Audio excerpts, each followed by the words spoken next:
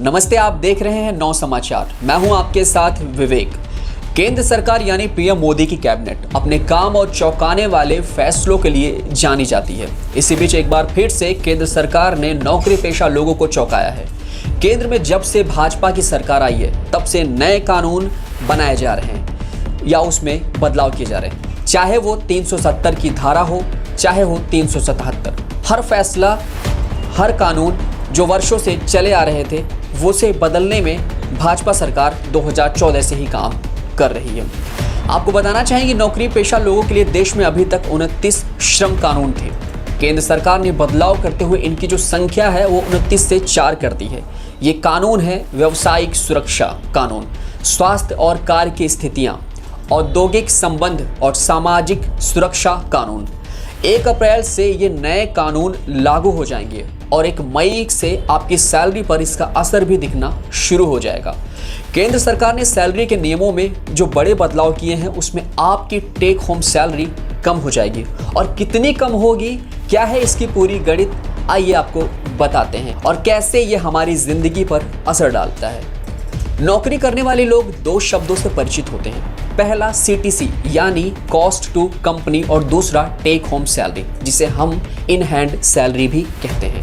पहला CTC यानी आपके काम के एवज में कंपनी का कुल खर्च या आपकी पूरी सैलरी होती है। इस सैलरी में आपको बेसिक सैलरी के अलावा आपका house allowance, medical allowance, travel allowance, food allowance और इंसेंटिव भी होता है। इन सबको मिलाकर आपकी टोटल सैलरी तय होती है, जिसे हम CTC कहते हैं।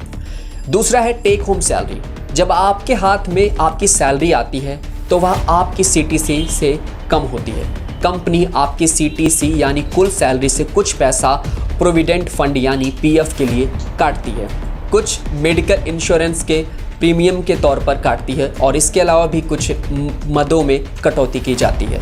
इन सभी के बाद जो पैसा आपके हाथ में आता है वह आपकी इन हैंड सैलरी होती है। कैसे कम हो जाएगी आपकी सैलरी, उदाहरण के तौर पर आपको बताते हैं। अगर आपकी CTC 25,000 रुपये है तो आपकी बेसिक सैलरी 12,500 रुपये होगी। आपकी बेसिक सैलरी पर जो आपका PF कटेगा वो होगा 1,500 और आपकी मेडिकल इंश्योरेंस प्रीमियम अन्य कटौती 1,000 की है। तो आपकी जो इन हैंड सैलरी है वो CTC की 50% है, उसे कोई ख़ास फ़र्क नहीं पड़ने वाला है। लेकिन जिसकी बेसिक सैलरी CTC की 50% नहीं है उसे ज़्यादा फ़र्क पड़ेगा। ऐसा इसलिए होगा क्योंकि इन नियमों के तहत अब किसी की भी बेसिक सैलरी CTC के 50% से कम नहीं हो सकती।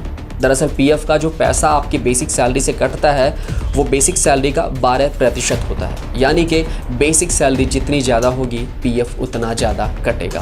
पहले लोग टोटल CTC से बेसिक सैलरी कम कराकर अलाउंस बढ़वा लेते थे, जिससे टैक्स में छूट भी मिल जाती थी और PF भी कम कटता था।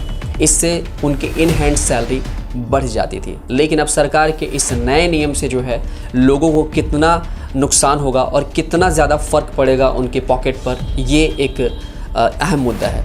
आपकी क्या राय है इस पर और किस तरीके से आपकी अपनी सैलरी पर ये इफ़ेक्ट करेगा? अपनी राय हमें कमेंट सेक्शन में ज़रूर बताएं। इस वीडियो को ज़्यादा से ज़्यादा लोगों को शेयर करें, लाइक करें